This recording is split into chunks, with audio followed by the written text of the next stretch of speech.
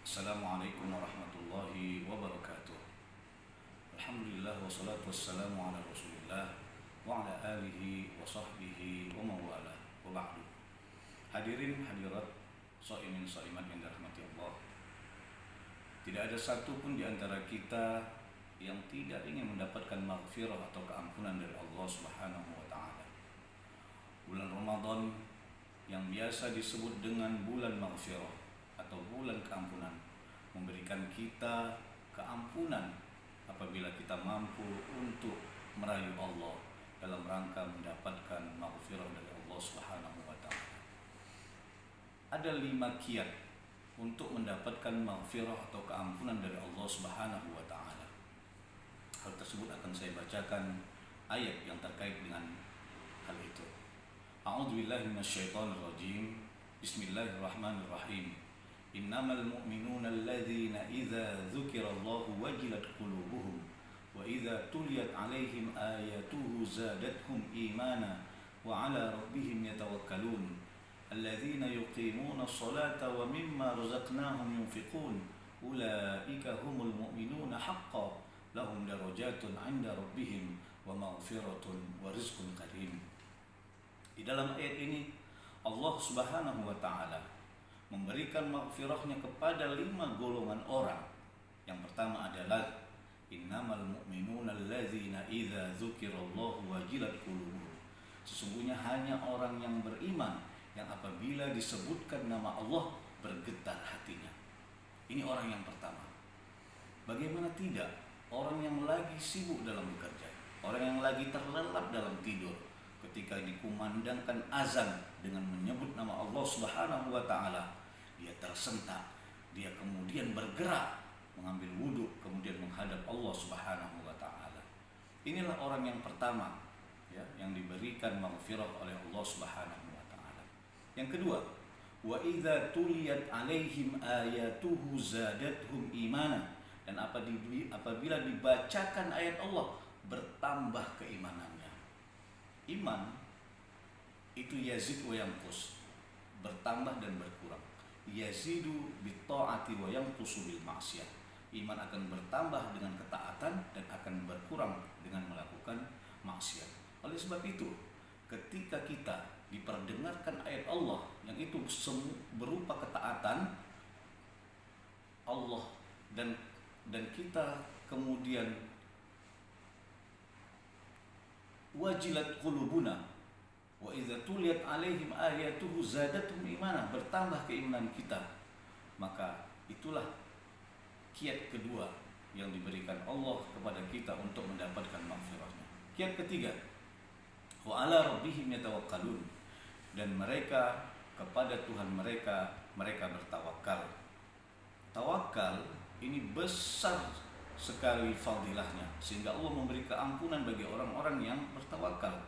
Bayangkan, tawakal itu adalah berserah diri, bersandar kepada Allah Subhanahu wa taala semata, tidak berserah diri kepada orang lain, tidak menggantungkan harapan kepada orang lain, tetapi hanya menggantungkan harapan kepada Allah Subhanahu wa taala.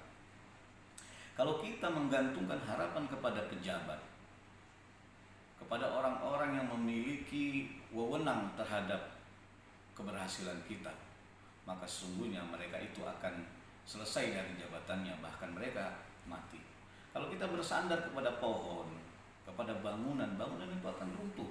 Tapi bila kita bersandar kepada Allah, menyerahkan segala sesuatu kita hanya kepada Allah Subhanahu wa taala, ingatlah, sungguhnya Allah hayyun la yamut, Allah tetap senantiasa hidup dan tidak akan pernah mati.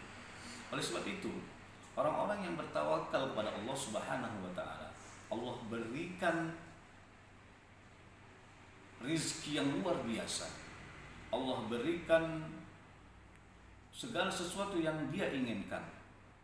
Dalam satu riwayat disebutkan, "Lau kuntum tatawakkaluna 'ala Allah, la razaqakum kama yarzuqut tayr, taghdu khimasan wa taruhu bitana."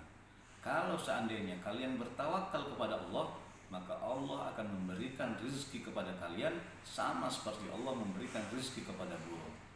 Taghdu khimasan, pergi pada pagi hari dalam keadaan lapar, wa taruhu bitanan, dan pulang pada sore hari dalam keadaan kenyang. Tidak hanya kenyang untuk dirinya sendiri, tapi dia bisa memberi makan kepada anak-anaknya yang ada di dalam sana. Itulah tawakal. Yang keempat, alladzina yuqimunas shalah. Yang mendapatkan maghfirah yang keempat adalah orang-orang yang melaksanakan sholat. Sholat ini adalah tiang agama. Sholat ini adalah ibadah yang pertama sekali dihisab oleh Allah Subhanahu wa taala. Bahkan 4 ulama mengatakan orang yang meninggalkan sholat akan mendapatkan hukuman, baik itu murtad ataupun dipenjarakan ataupun dia dihukum mati. Hadirin yang dirahmati Allah, sholat adalah tiang agama yang apabila kita tidak melaksanakan sholat maka hancurlah agama kita. As-sholatu imaduddin. Sholat itu adalah tiang agama.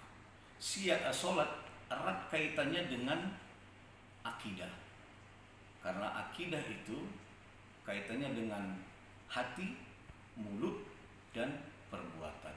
Jadi tidak ada orang yang mengaku dirinya beriman hanya sekedar mengucapkan la ilaha illallah atau meyakini dalam hati bahwa Allah dan Rasulnya itu adalah yang disaksikannya, tapi juga iman harus melaksanakan segala perintah Allah.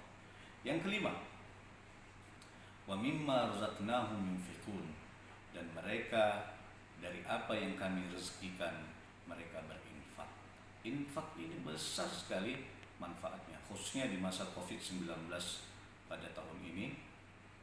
Infak yang kita keluarkan, zakat, sedekah, itu kita buat paket untuk fakir miskin sehingga mereka terbantu karena terkena dampak Covid-19.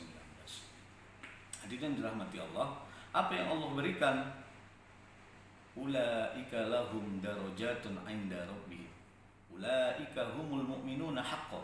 Mereka itu adalah mukmin yang sesungguhnya. Lahum darajatun 'inda rabbihim, mereka memiliki derajat yang tinggi di sisi Tuhannya. Wa maghfiratun, dan mereka mendapatkan maghfirah, keampunan. Wa rizqun karim, dan rezeki yang baik. Inilah mungkin yang dapat saya sampaikan, semoga bermanfaat kepada kita semuanya. Billahi hidayah wa taufik. Wassalamualaikum warahmatullahi wabarakatuh.